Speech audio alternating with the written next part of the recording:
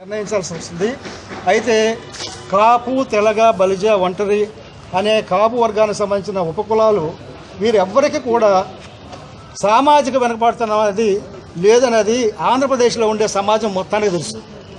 సమాజంలో వాళ్ళు గౌరవ మర్యాదలు పొందుతారు తప్ప మంగళోడ, సాకలోడ, గౌడోడ, పాములోడ, బుడబొక్కలోడని నీచభావంతో చూసే పరిస్థితి కాపుల విషయంలో లేదు. వాళ్ళ ఇప్పుడు కూడా ఈ సమాజం మొత్తం నాయుడు గారు, పెద్ద కాపు గారు అనే గౌరవపూర్వకమైన సంబోధనతో సమాజం వ్యవహరిస్తుంది తప్ప వాళ్ళని నీచంగా కానీ తక్కువ చూపుతూ కానీ సమాజం చూసే పరిస్థితి లేని కారణం చేత వారికి సామాజిక వెనకబడతనం లేదు. ఇకపోతే రాజకీయ పదవుల్లో కానీ ఆర్థికపరమైన విషయాల్లో కానీ ఈ వర్గం కమ్మ, రెడ్డిల తర్వాత 3వ అగ్రస్థానంలో ఉన్నారు. సంఖ్యాపరంగా వీళ్ళు సుమారుగా ఆంధ్రప్రదేశ్లో 10% వరకు ఉంటారు.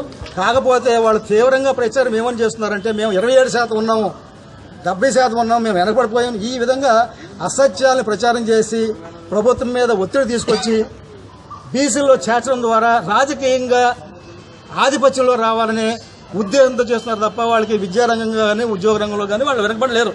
వాళ్ళ లక్ష్యం ఏమిటంటే రాజ్యాధికారం పట్టుకోవాలా. కమలం రెడ్లు అయిపోయారు, తర్వాత మేము తీసుకోవాలనే ఉద్దేశంతో రాజకీయంగా ఆధిపత్యం సంపాదించాలనే దృష్టితోటి మేము వెనకబడ్డామనే నినాదంతో ముందుకు వస్తాం. ఎలాగంటే ఒకసారి వెనకబడతాను అనే ముద్ర ఎప్పుడైతే పడిందో వాళ్ళకి స్థానిక పంచాయతీ వ్యవస్థలోనూ మున్సిపల్ వ్యవస్థలోనూ వాళ్ళకి అవకాశాలు వస్తాయి. పంచాయతీలను కానీ పట్టుకుంటే వాళ్ళు శాసనసభ, పార్లమెంట్ సీట్లకి అండదండలుగా ఉండే పరిస్థితి ఉంటుంది. కాబట్టి రిజర్వేషన్ ద్వారా కొన్ని, రిజర్వేషన్లు కాక జనరల్ ఎలక్షన్లో కొన్ని పంచాయతీ వ్యవస్థను ముందుగా పట్టుకుంటే దాని ద్వారా పార్లమెంటు, అసెంబ్లీకి వెళ్ళాలనే ఆలోచనతో బీసీలో చేర్చమని అంటున్నారు. బీసీ స్థాయికి వీళ్ళ అర్హత లేదు. అదే విషయాన్ని చాలా వివరంగా చెప్పాం. ఉదాహరణకి మీకు ఒక చిన్న విషయం చెప్తాను చూడండి. వీళ్ళలో సినిమా ఫీల్డ్ అంతా వీళ్ళే ఉన్నారు.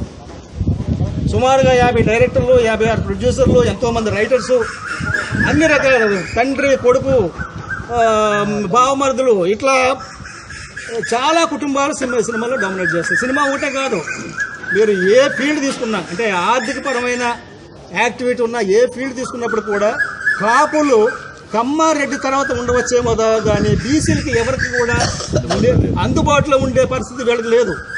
చాలా అత్యధిక స్థాయిలో ఉన్నారు. అందుచేత ఆర్థికపరమైన వెనకబడతాను కానీ, విద్యాపరమైన వెనకబడతాను కానీ, సామాజిక వెనకబడతాను చాలా ముఖ్యమైనది దాంట్లో కానీ వీళ్ళకి లేదు. తర్వాత ప్రభుత్వ ఉద్యోగ రంగంలో తగినంత ప్రాతినిధ్యం లేకపోయిన వాళ్ళకి మాత్రమే రిజర్వేషన్లు ఇవ్వాలని ఉంది. తగినంత కాదు, వాళ్ళ ఓటాకు మించి వీళ్ళు సంపాదించుకుంటున్నారు. తర్వాత రాజకీయ రంగంలో చూసినప్పుడు 17 మంది ఎమ్మెల్యేలు ఉంటే 4 మంత్రులు ఉన్నారు, ఉప ముఖ్యమంత్రులు కలిపి.